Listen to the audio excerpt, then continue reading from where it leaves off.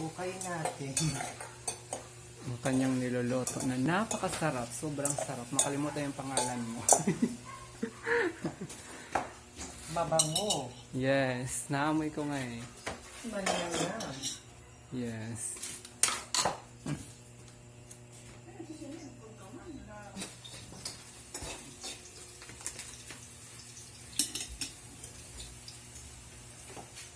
Lagyan natin ng toyo.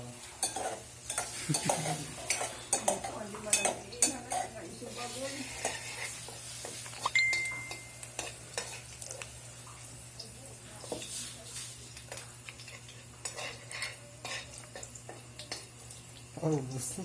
Yasi, nila ko nito. Nagreklamo oras na makatay. Guys, huwag niyo paniwalaan yung sinabi ko. It's a prank. Bawi. Alam nyo guys, si Marlam pinakamasarap magluto sa buong boarding house. Oh, what? Alam niyo ba guys? Mawat-awat si Julay eh. Wow, sarap naman yan Marla. Can I test? Can I test? Julia, pag tira ko naka-video. Ay, just sorry naman.